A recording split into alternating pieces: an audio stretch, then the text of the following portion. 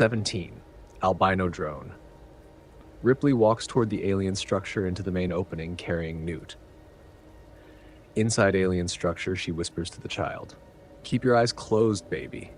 From the dark, alien shapes move toward them. Ripley hands Hicks a small object. 3 ampules taped together, their needle ends looking like a 3-pronged atropine, morphine, benzodrine. Hicks, "Oh man, there's gotta be a better way." Ripley. Now, Ripley stabs at her thigh.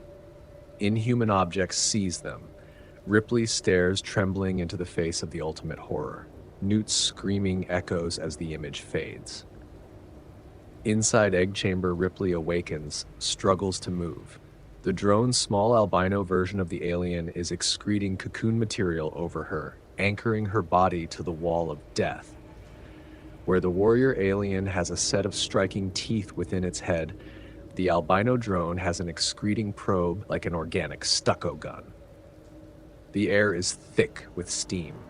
Figures move back and forth, carrying eggs one way, returning empty. Ripley sees Hicks nearby and Newt. Drones hover over them as well. She whispers to Hicks, who responds weakly. Ripley, "Can you move?" Hicks, "Not much." "See the ship?" Ripley turns her head. She strains to move her arm, ripping at the cocoon fabric. Her fingers slip under her tunic, face contorted with effort, panting. She cries out in suppressed panic. A warrior alien hulks over her. The bony armor over its belly parts wetly. A shape emerges. An egg injector. Unlike the movie in the 1983 version, the trio deliberately allow themselves to be captured by the aliens with the help of injections. The purpose is to get to the same chamber where Hudson is and where the shuttle is located.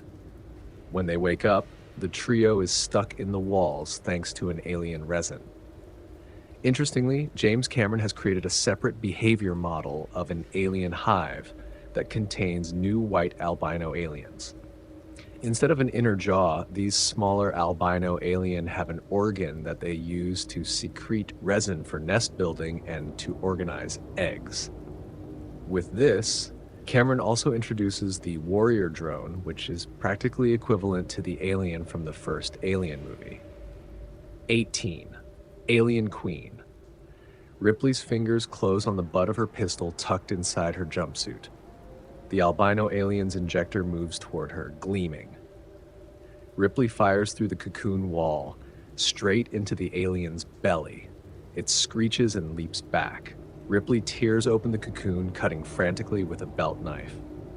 She staggers toward Hicks. He is screaming. "Hicks, get Newt!" An ear-splitting roar comes from the self-destructing machinery above as Ripley staggers to the unconscious girl. As she cuts her free, Ripley sees for the first time the source of the eggs. The queen alien. The shiny black body swells at the base into a bloated, translucent egg sac. Enormous, disproportionate, like that of a termite queen. A pulsating sausage 10 meters long, filled with gestating eggs in intestine-like tubules. The powerful, multi-limbed body straddles a throne of its own swollen abdomen. The head is just human enough to be horrifying. In egg chamber, Ripley pulls a grenade from her belt, pulls the activator, and throws. It rolls under the egg sac. Grenade explodes. The egg sac rips open, spraying matter. A scream like a steam whistle. The aliens go berserk, screeching and acid explosions in the swirling mist. Ripley carries the inert child over to Hicks. "Hicks, too late for me. Get going." He pauses, then slips his pistol into view. "Hicks, I'll be all right." She hesitates. "Hicks, go." Ripley backs away, stumbles toward the ship. Inside Colony shuttle ship, Ripley enters by an emergency airlock, goes to the cockpit, drops Newt in a seat, seals the door, examines the controls, hits switches. Airtight doors slam throughout the ship. Another switch. The engines roar white light, searing the egg chamber, the throne room. The ship lifts, another switch. Huge bolts slam back. The cargo module containing the eggs is jettisoned from the spine of the ship. It crashes back into the inferno below. The ship tears through encrusted structure as it lifts out of the complex. Fire jets roar from vents amount glowing machinery. New red-hot iron tombs. The air vibrates with shockwaves over colony structure. Paint blisters on the ship as it moves forward, landing gear retracting. Explosions. Ripley hits the main engines, slams back in her seat. Ship vaults forward. Everything shakes into a blur. When it clears, she is climbing out of the cloud layer into the stratosphere. Below her, the clouds light up from horizons to horizon. Sun-white light bursts, though. Ripley's ship climbs into the night sky. In the 1983 version, the albino alien possess prehensile tubes that extend from their stomachs, used to impregnate victims with embryos directly. It attempts to do so to Ripley, but she shoots it. 19. Last fight. In orbit, the scorched craft settles on its hydraulic legs in the cavernous cargo bay of the Sulaco. Behind it, the locked doors slide shut, cutting off the stars, leaving a deep gloom. Inside Colony Shuttle ship, Ripley collapses in the seat. As her fingers slide off the controls, she seems to deflate. She forces herself up, picks up Newt, still comatose. Checks her pistol, hits the door button. She moves warily down the short corridor to the airlock, opens the doors. She staggers down the landing ramp to the deck of the mothership and crumbles to her knees. On Sulaco's ship, Ripley looks up to see Bishop standing before her holding a power rifle in his hands. Bishop, are you all right? Ripley, what do you care? Now that you're here, the quarantine order has been superseded. I'm happy to have you aboard. Now, I have to seal this shuttle and jettison it. Excuse me. He passes her, climbing the ramp between two huge landing legs. Bishop, I'm glad you made it. Really, I am. I hope you can understand.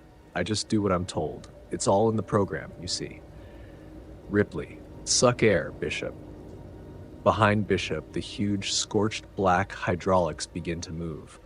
A large, shining shape drops silently to the walkway. Bishop looks down as a drop of acid splashes on the deck by his shoe. He turns. The Queen alien hisses, dripping acid and rage. Its body ends in torn gristle where the egg sac was torn away. Its huge thighs flex, glistening as it rises. One blurred swipe flings Bishop away in a spray of milky android blood. The rifle clatters away. Ripley looks up as the thing advances, checks around desperately. The gun is too far. Ripley, her eyes riveted on the creature, she pushes Newt away. Holding her jacket, she slips the little girl over the edge of a short drop-off, letting her slip gently down among some hydraulic mechanisms. The Queen looks down at the child's form. Ripley shouts hoarsely, "Here!" She moves in front of it. The creature's attention returns to Ripley. Without warning, it moves for her like lightning. Its claws rake her jacket as she turns and runs. Ripley clears the door to a storage bay at a full run, slapping the close command button. The Queen hits the door. A half-inch of steel plate buckles under the impact. In the darkness, Ripley crosses the room. The door buckles further. Squeal of rending steel. The alien hits again. Ripley fumbles with a safety harness. Ripley and the power loader hydraulics whine. The magnetic foot plates clang as she steps forward. The alien steps back to charge the door again. Then it opens. Ripley steps out wearing 2 tons of hardened steel. The battle is joined. Ripley and the Queen alien face each other. The alien attacks. Ripley parries with swipes from the massive forklift claws. They lock in a death embrace. Ripley closes the forks, crushing 2 of the alien's limbs. It lashes and writhes with incredible fury, coming within inches of Ripley's exposed body. The hind legs rip at her. The striking teeth extend almost a meter. Ripley ducks and they slam into the seat cushion behind her head. She spins, slamming the creature against a wall of machinery. Yellow acid foams down the hydraulic arms toward Ripley as she raises the queen off the ground. It tears at the hydraulic hoses. Purple hydraulic fluid sprays wildly about. The arms lock. Ripley stands at the lip of a vertical loading lock, a rectangular pit. She steps off the edge. They crash together 6 meters below, twisted together in the wreckage. The alien shrieks. Its blood flows around the lower door, eats through. Air begins escaping. Ripley unbuckles, claws her way up a service ladder to the controls, hits the outer door switch, emergency override. Below Ripley, an open pit of stars appears as the door slides open. She is buffeted by a hurricane of air howling past her into space. The alien claws up toward her, seizes one ankle. The power loader tumbles down, the queen in its grasp. The alien, clutching one of Ripley's sneakers, plummets into the depths of space. Ripley fights the airstream, crawls over the lip. She releases the override. Ripley collapses, gasping, as the upper door slides closed and the air eddies and settles. She moves over to the huge hold, leans in, and picks up the grease-smeared newt. She carries the child past the remains of Bishop, lying in a puddle of curdled milk, tubing strewn out. He speaks with a hissing gurgle. "For a human being, you're really quite remarkable." Ripley looks down. Bishop winks. "Ripley, thanks." Ripley walks down the corridor. Newt stirs in her arms. Newt, "Mommy? Mommy?" Ripley, "Right here, honey, right here." In the 1983 version, the ending is very similar to the one in the film. The biggest difference is that in the 1983 version, Ripley and Newt arrive on the Sulaco aboard the Colony shuttle ship, where Bishop is waiting with a rifle. During the final battle, Newt is unconscious. Additionally, in the final fight, the Queen alien begins leaking acid, which starts to corrode the power loader and the airlock door before it opens. The ending scene in the film, where Ripley, Newt, Hicks, and Bishop go to sleep in cryo chambers, is not included in the 1983 version. This is where the official version of Alien 2 ended. The 1983 version is interesting in many ways. First of all, it's remarkable how long James Cameron had the story in mind before the film Aliens was made. Of course, the 1983 version clearly differs from the final version simply in terms of content and length. The Alien 2 script is 42 pages, and the final 1985 version is 105 pages. Second, although there is a clear difference in the lengths of the scripts and some scenes have significant differences, most of the main events are the same in both. The 1983 version has many scenes that have been transferred almost unchanged to the final version. In addition, several scenes can be identified that James Cameron has clearly envisioned for many years before he was hired to make the film. The third interesting point is James Cameron's vision of the alien, especially its life circle. James Cameron presented the alien monster as a clearly insectoid, insect-like creature. The 1983 version emphasizes several insect-like functions in the aliens, such as stinging and paralyzing with the tail, as well as the collective actions of the aliens built around the hive. The introduction of the alien queen is naturally a very compelling direction away from the original alien life circle, which was based on mystical egg morphing. In fact, in the original Alien film and scripts, the alien appeared as a clearly more mysterious and unknown creature. James Cameron presented the aliens in the Aliens film as space bugs, relatively one-dimensional creatures that are easy to compare to pest insects. This divides opinions among alien fans. Some would have liked to see the alien life circle as strange and unknown and not comparable to insects. Others, on the other hand, like James Cameron's insectoid idea. Several elements from the 1983 version of Cameron's Alien were left out of the final film. For example, paralyzing a victim by stabbing with the tail in the albino drones. These still appeared in the 1985 scripts. It's quite remarkable that the albino drone mentioned in the scripts has lived on as a concept in the wider Alien universe and has even been made into toys.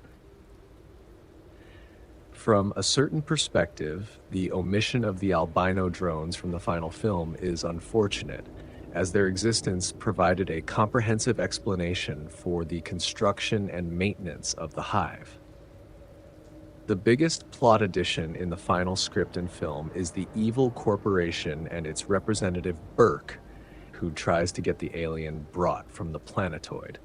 This has added a lot of content to the film, and the overall nature of the plot has changed significantly from a simple search and destroy mission to corporate intrigue. The 1983 script, as a raw text, is an amazingly complete entity, although too short to film a full-length film. It also contains several scenes that would have been excellent for the final film, such as Ripley's nightmares on the Nostromo and the scene where the colonists go into the egg chamber and are attacked by the facehuggers. The egg chamber scene was left out of the film due to budgetary reasons. However, the 1983 version does not provide answers or specifically open up some of the questions raised by the Aliens film. For example, how the colonists have not previously noticed the derelict ship, even though it has also been sending a signal all the time. In later script versions, however, it is revealed that the company knew about the derelict ship and gave a tip to Russ Jordan, after which he and his family went to investigate the vessel. In many ways, the 1983 script is an interesting version of the film. Write in the comments what you think of the 1983 version, what aspects you liked about it, and what things were better or worse than in the final Aliens film story. Also, remember to like the video and share the channel and its videos with your friends. And if you haven't subscribed to the channel yet, you should do so. It's free, and this way you will receive a notice when more Alien franchise-related videos are uploaded to the channel.